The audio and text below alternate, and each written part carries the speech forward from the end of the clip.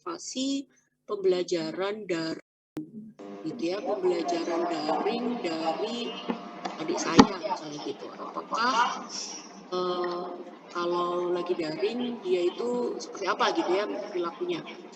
Maka natural settingnya adalah ya udah gitu. Pada saat dia daring ya kita observasi. Tapi kita tidak menciptakan situasi daring gitu. Nah kalau simulated, sorry.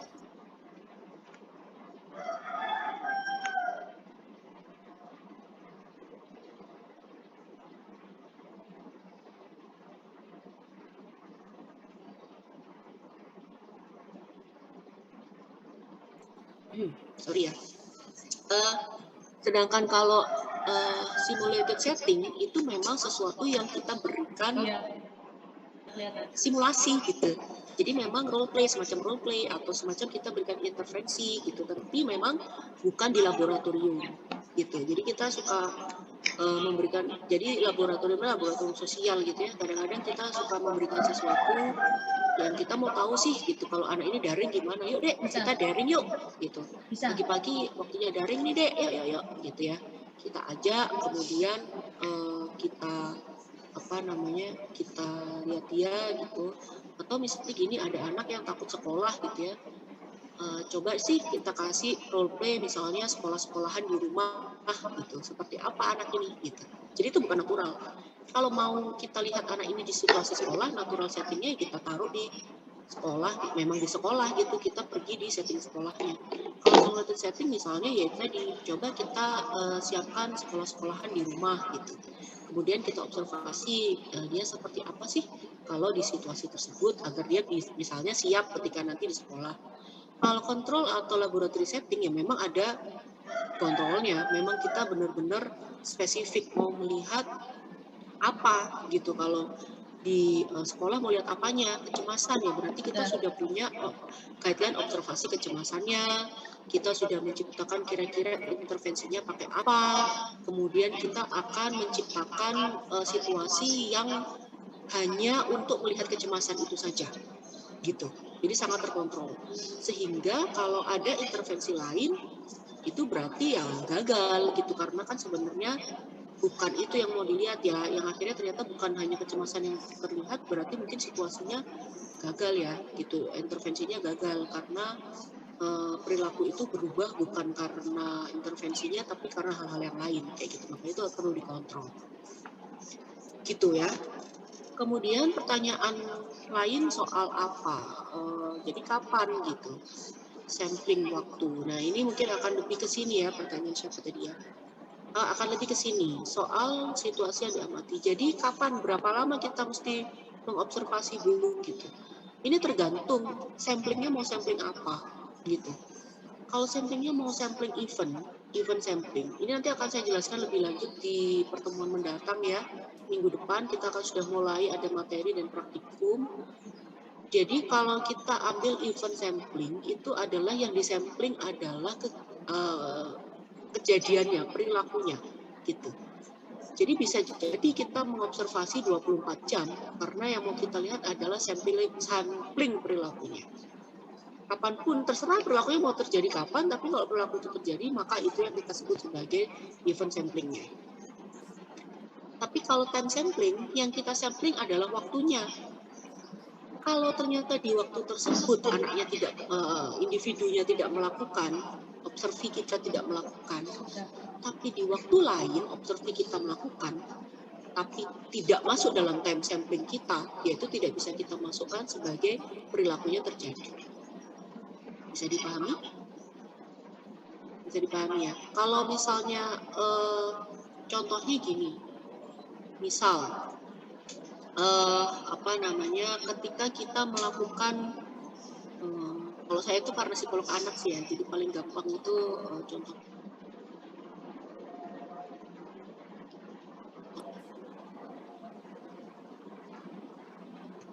gitu ya. Sorry, tadi saya sempat melek. Kalau misalnya kita mau tahu tentang anak-anak tadi, misalnya perilaku perilaku berbagi deh misalnya gitu, perilaku sharing. Kalau kita mau melihat perilaku sharing, maka kita akan lihat misalnya dengan event sampling, saya mau melihat 24 jam nih gitu misalnya. Perilaku berbagi apa ya gitu yang dia munculkan gitu. Oh perilakunya ini, perilakunya itu, macam-macam yang kita fokuskan karena eventnya. Tapi kalau time, ya udah kita amatin aja nanti jam misalnya jam 8 sampai jam 10 gitu misalnya. Nah, maka ya ketika dalam time sampling itu perilakunya ada apa gitu. Muncul nggak perilaku berbagi itu gitu. Ya berapa kali munculnya gitu kan sampling. Tapi biasanya memang kita padukan sih gitu ya untuk sampling ini. Misalnya gini, pada satu waktu kita pernah tuh sebelum pandemi ya, kakak-kakak kalian itu melakukan observasi ke TK gitu. Kemudian saya nanya, jadi Bu, kalau mahasiswa saya mau observasi ke tempat Ibu gitu di TK, kira-kira mereka harus datang jam berapa ya? Yang mau diobservasi apa ya Bun? Gitu ya. Perilaku berbagi pada anak TK. Oh kalau gitu bisa jam 10 sampai jam 11 saja, soalnya jam 8 sampai jam 10 itu kita situasi kelas, saya hanya ngajar dan murid-murid mendengarkan. Kalau yang berbagi itu mungkin akan bisa tampak ketika mereka bermain dan makan ya, itu jam 10 sampai jam 11. Maka disitulah time samplingnya. Jadi kita menyampel waktunya. Gitu. Nah kalau event ya kita menyampel kira-kira perilakunya apa aja yang muncul gitu. Nah waktunya itu memang biasanya karena sampling ya kita biasanya kita nggak sampai yang 24 jam gitu ya, apalagi kalau klien ya nggak mungkin lah gitu ya. Biasanya kita hanya kalau klien observernya ya ketika ketemu aja.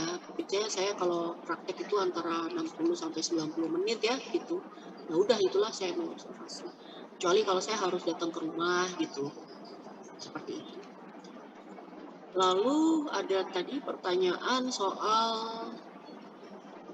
langsung ya dan retrospektif ya. Mungkin kapan ada ketika langsung itu benar-benar ketika diamatin langsung ya gitu muncul. Tapi kita juga bisa ada yang tidak langsung, artinya kita rekam dulu, kemudian bisa kita ulang gitu ya. Misalnya video gitu tentang perilaku tertentu gitu, kita bisa langsung misalnya saya mau melihat tentang demo gitu misalnya demo mahasiswa. Nah kita bisa datang langsung ikut demonya atau kita rekam gitu ya demonya, terus nanti kita tonton di rumah baru kita bikin catatannya gitu. Itu juga bisa laporannya. Jadi bisa kita ulang-ulang gitu kalau seperti itu kan.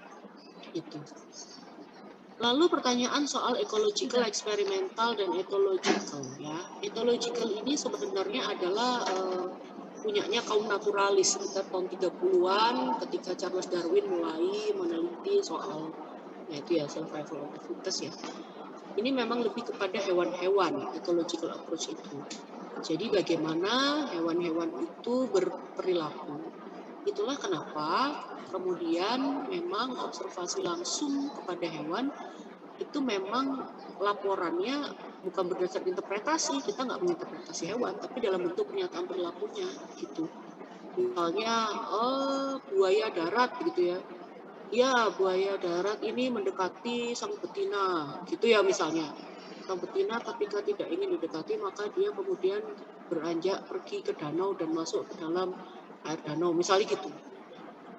Gitu misalnya, ya. Kita tidak bilang bahwa ternyata buaya bahkan buaya betina aja nggak suka sama buaya darat gitu. Nah itu kita itu interpretasi sendiri itu namanya. Kita laporkan apa yang terjadi di perilaku mereka. Akan tetapi ethological approach ini makin lama juga meneliti tentang eksperimen pada hewan ya. Jadi misalnya lumba-lumba itu kalau di cara ngelatihnya gimana sih gitu. Oh ternyata cara ngelatihnya dia akan suka kalau dikasih makan misalnya, habis melakukan sesuatu kasih makan ya, ada reinforcementnya misalnya gitu. Oh ya udah, maka kemudian gitulah caranya melatih perilaku hewannya. Nah itu juga masuk ethological approach. Sedangkan eksperimental ya tadi saya sudah ceritakan juga ya di depan tadi soal eksperimen, itu berarti sesuatu yang sangat rigid gitu yang memang harus kita catat dan ada intervensinya gitu. Intervensinya bagaimana, responnya bagaimana. Jadi membatasi stimulusnya gitu ya.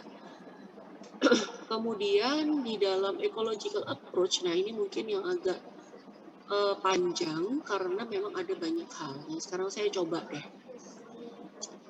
Saya coba untuk minta ada Galuh ya, tolong observasi.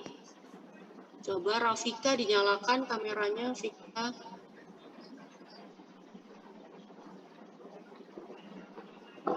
Oke. Ini adalah Rafika, guys. Saya stop share dulu. Rafika Duri. Oke. Ini adalah Rafika. Galuh, coba ketika Galuh melihat di layar tentang Rafika, coba diceritakan Galuh kepada teman-teman yang lain. Apa yang Galuh lihat tentang kamarnya Rafika? Rafika ini ada di mana? Halo Rafika, kalau dari melihat kayak gini, kayaknya Vika suka nempel-nempel sesuatu di dinding. Soalnya kayaknya dindingnya bekas nempelin solasi. Terus itu ada figura. Kayaknya Vika suka nempelin hal-hal yang berkesan buat Vika gitu. Gak kelihatan sih itumu, tembokmu. Terus Vika temboknya tapi polos, jadi kayaknya Vika nggak terlalu terbuka ke orang gitu. Maksudnya kayak kalau untuk pertama kali, soalnya kayak yang ditunjukkan polos dulu. Nah, ini maaf kalau cocok lagi Vika. Oke, terima kasih Galuh. Iya, Terima kasih Galuh. Oke, sekarang saya minta Almira. Coba ya, Almira. Nyalakan kamera Mira. Oke, Almira bisa digambarkan kepada teman-teman tentang kamarnya Rafika seperti apa?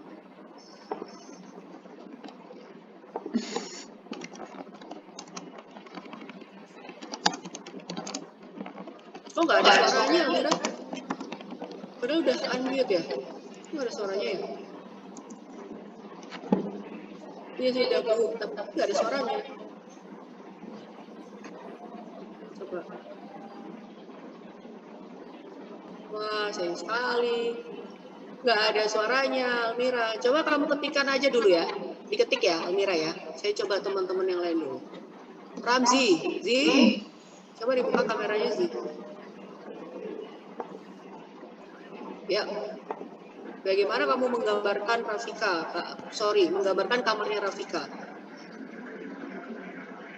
Kalau dari, halo, suara saya masuk Bu? Masuk. Kalau dari yang saya lihat ya, ini kamarnya aja kan Bu, bukan ke personalitinya Rafika. Ya, dindingnya polos berwarna abu-abu ya Rafika ya. Lalu terlihat, ini putih atau abu-abu? Ungu. Wow, mata saya agak ini kan. Lalu ini nggak boleh ada pertanyaan ini, nggak boleh ada pertanyaan. Okay. Cuman menggambarkan saja. Oke, jadi warna ungu. Lalu itu di atasnya Rafika, coba ke atasin Rafika. Ada apa itu Jad? Ada kertas yang ditempel, tidak kelihatan ya Ibu. Lalu tadi seperti kata Galuh juga, saya tidak tahu itu bekas di dindingnya banyak yang catnya banyak yang lepas gitu. Udah Bu, itu aja yang saya lihat. Terus ada cermin juga ya itu ya Rafika. Udah gitu aja Bu. Oke, Almira udah selesai ngetik? Oke. Sekarang kita lihat ya. Kita tadi mendengarkan semuanya. Ada nggak sih bedanya antara cara, dan sini Almira juga sudah mengetikkan hasil observasinya, terlihat di dinding Rafika terdapat kaca dan ada tempat juga sepertinya tempat sisir. Oke, dari tadi teman-teman sudah mendengar bagaimana Galuh bercerita, bagaimana Almira bercerita, dan Ramzi. Kira-kira sama nggak sih caranya bercerita, dan kira-kira mana yang paling bisa dibayangkan oleh teman-teman sebagai, kalau misalnya teman-teman merep semua ya, atau nggak kenal, atau nggak tahu gitu Rafika ini, kira-kira mana sih yang menurut teman-teman dari cerita ketiga teman yang tadi itu yang paling menggambarkan dan bisa dibayangkan oleh teman-teman gitu tentang Rafika sekarang sedang ada di tempat yang seperti apa? Coba, saya mau tanya, Davina. Gimana, Vin? Menurut saya yang paling bisa saya bayangkan itu dari pendapatnya Ramzi. Oke, kenapa kok bisa gitu? Karena lebih kayak, sebenarnya sama sih Bu tiga-tiganya, cuman kayak kalau yang Ramzi lebih detail gitu, terus lebih, ya menurut saya lebih gampang untuk dibayangkan seperti itu. Oke, thank you. Sekarang saya mau tanya Ricky, coba.